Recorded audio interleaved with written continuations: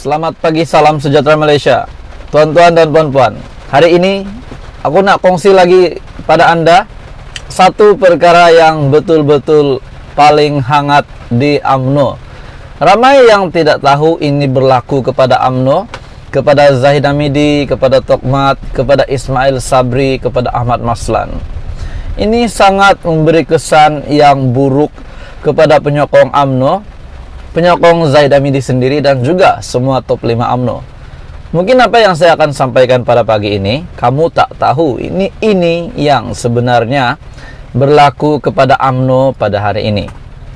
Kita melihat UMNO pada ketika ini bersedia untuk PRU 15. Namun telah berlaku sesuatu yang tidak sepatutnya berlaku sebelum PRU 15 ini.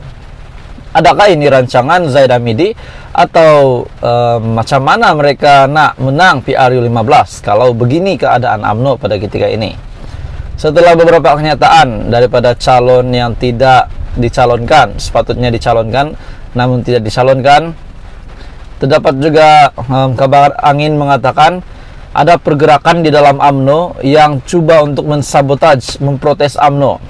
Hari ini daripada agenda daily, adakah perpecahan dalaman UMNO semakin teruk? Nah, mesti ramai yang tertanya-tanya persoalan ini. Anda perlu menonton video ini supaya Anda pun tahu apa yang sebenarnya dirancang oleh Zahid Hamidi, apa yang berlaku di dalam UMNO pada hari ini. Berbaki kurang seminggu lagi PRU 15. Bagaimanapun krisis dalaman UMNO, nampaknya belum ada tanda-tanda semakin reda. Zahid dikecam, Ismail Sabri pun dikecam. Rasa tidak puas hati tidak menjadi calon menyebabkan kempen jentera akar umbi UMNO dan Barisan Nasional bergerak perlahan.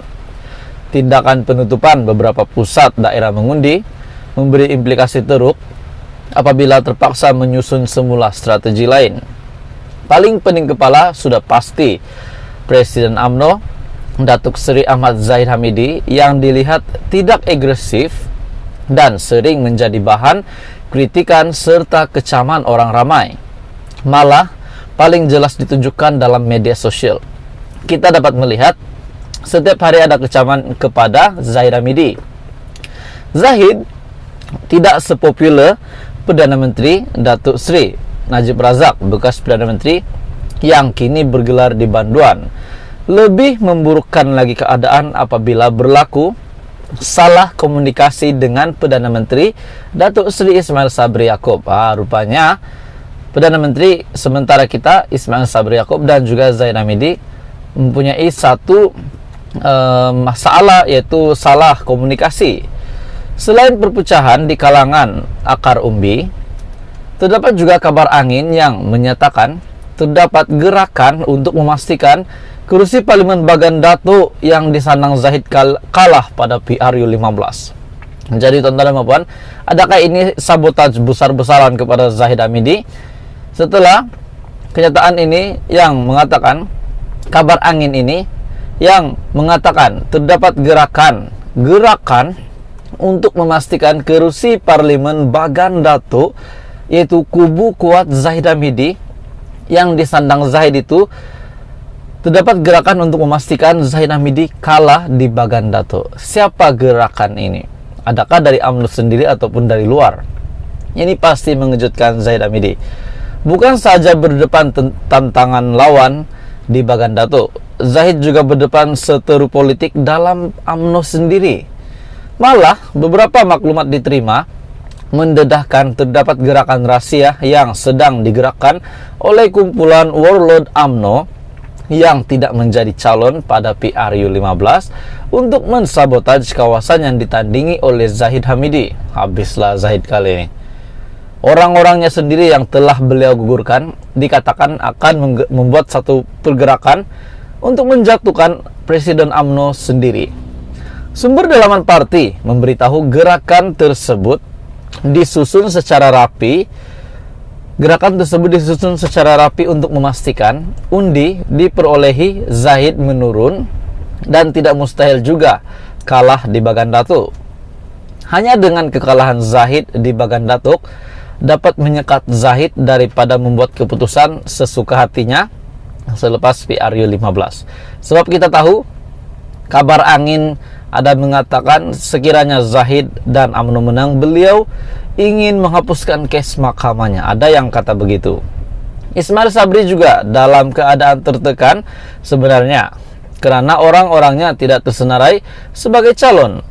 Jika semua calon yang menang adalah orang Zahid, Kem Zahid, ia pastinya akan memberi implikasi buruk kepada karier politik Ismail Sabri. Kebanyakan Kem Ismail Sabri, orang-orangnya tidak dicalonkan oleh Zahid. Menurut sumber itu adalah kenyataan bahwa Kem Ismail Sabri, orang-orang Ismail Sabri tidak tersenarai sebagai calon.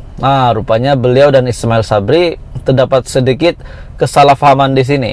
Untuk rekod, Zahid berdepan saingan 4 penjuru di Bagan Datuk.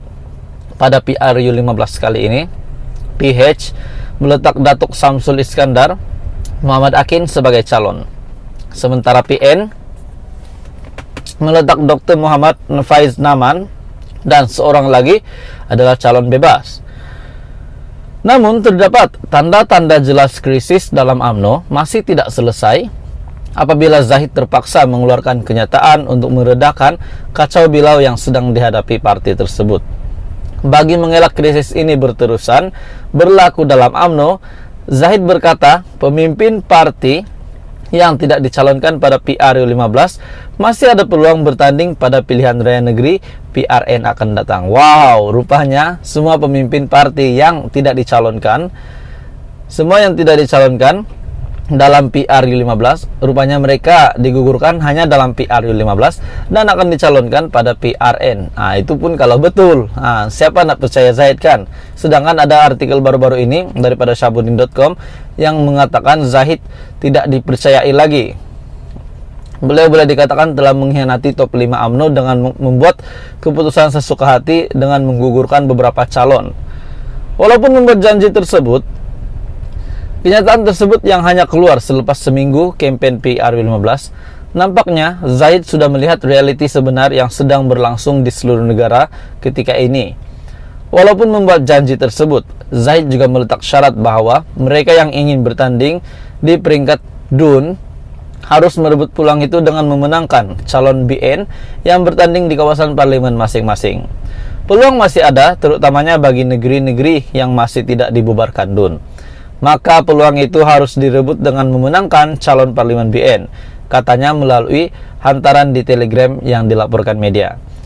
Beberapa nama besar UMNO digugurkan pada PRU15 ini, antaranya Datuk Sri Syahidan Kasim, Datuk Zahidi Zainul Abidin, Tan Sri Anwar Musa, Tan Sri No Omar, dan Datuk Sri Tajuddin Abdul Rahman. Persoalannya, adakah tawaran tersebut akan dipercayai pemimpin UMNO yang digugurkan? Karena Zahid sudah memungkiri janjinya apabila tidak mencalonkan mereka pada PRU15. Siapa lagi nak percaya? Dijanjikan bahwa PRU15 mereka akan dicalonkan, namun digugurkan. Sebaliknya mereka digugurkan. Lalu selepas digugurkan, dijanjikan pula semula, diberi lagi janji manis, akan dicalonkan pada PRN. Jadi tuan-tuan, kalau kamu kena tipu sekali adalah kamu akan pasti percaya dengan orang yang menipu kamu itu. Jadi pikir-pikirkanlah tuan-tuan dan puan. Hari ini kita melihat UMNO, inilah keadaan UMNO pada ketika ini. Ismail Sabri pula dikatakan bukan lagi calon Perdana Menteri menurut beberapa media. Jadi tajuk berita hari ini, adakah perpecahan dalaman UMNO semakin teruk? Ini keadaan UMNO pada ketika ini. Jadi tuan-tuan dan puan, teruskan bersama di dalam channel ini untuk info yang lebih hangat lagi politik di Malaysia.